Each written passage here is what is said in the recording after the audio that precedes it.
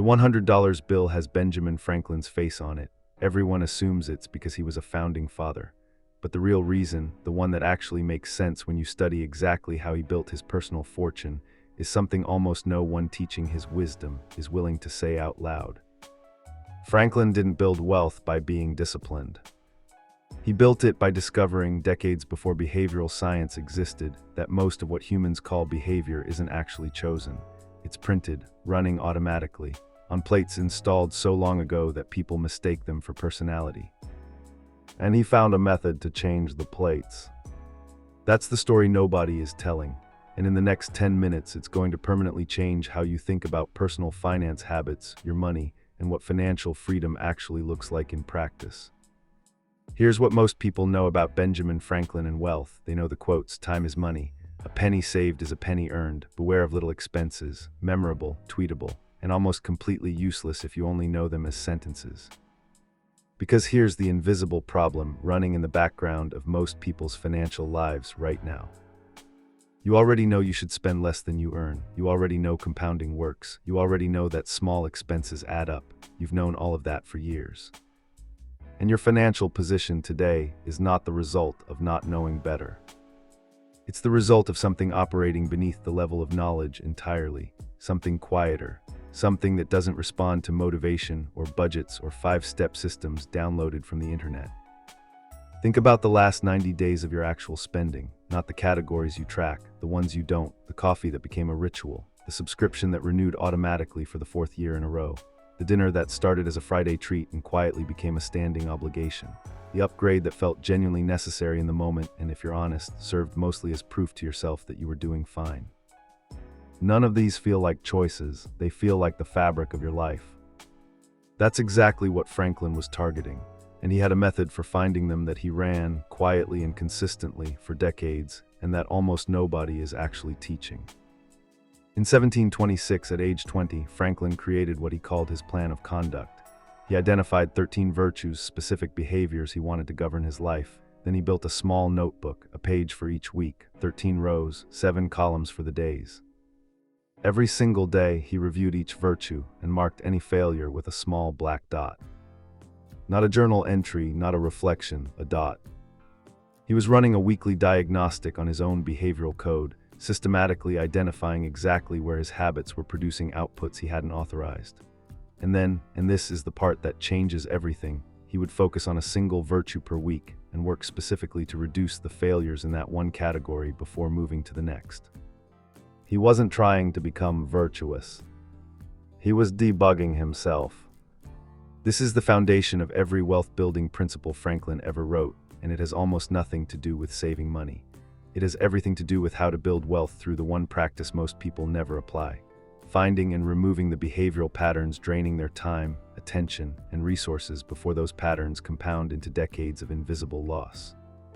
Now here's where this gets harder to sit with.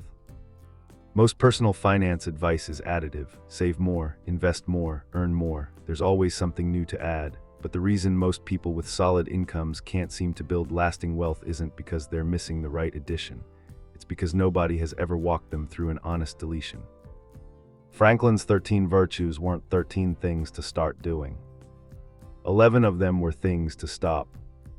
Waste, idle talk, unnecessary expense, reactive spending, distraction from deliberate purpose.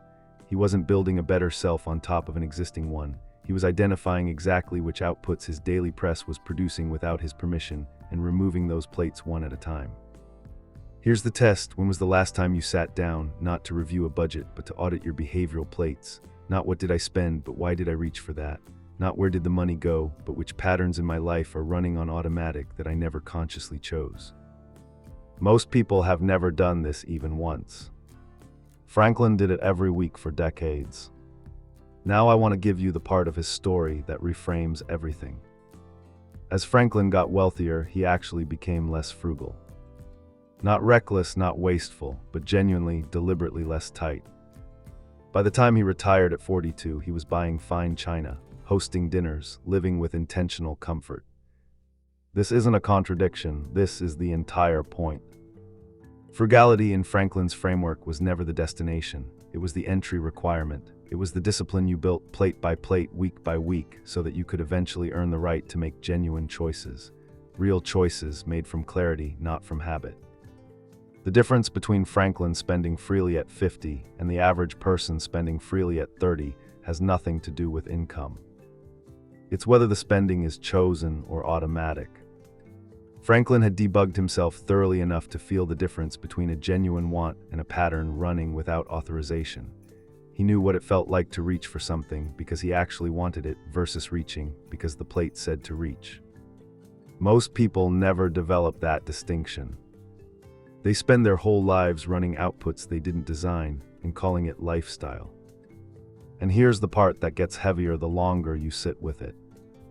We live in the most comprehensively automated consumption environment in human history. Every platform, every app, every notification has been architecturally designed by people who study behavioral psychology professionally to install new plates in your press. Desire loops, status triggers, convenience dependencies, all running quietly below your awareness at scale. Franklin had to fight the natural human tendency toward excess and distraction.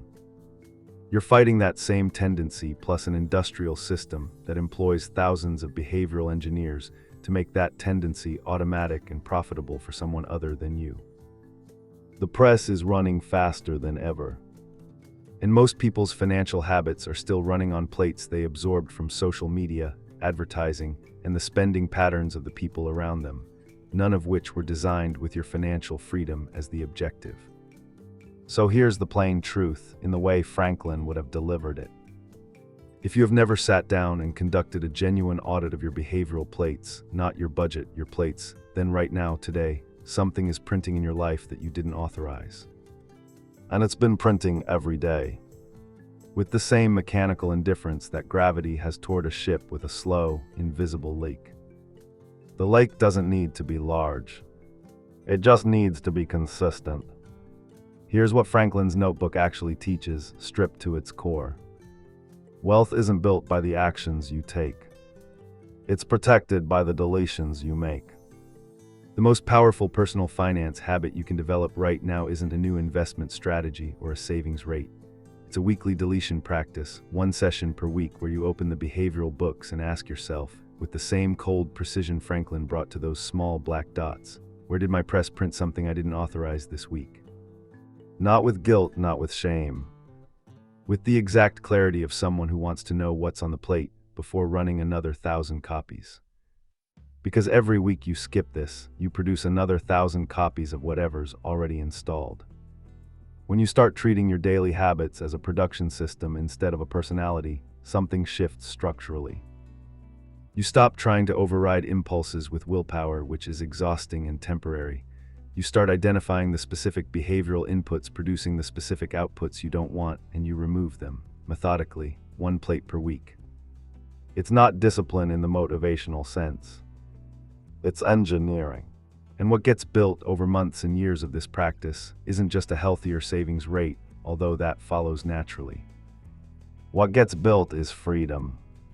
The specific kind of freedom Franklin retired into at 42.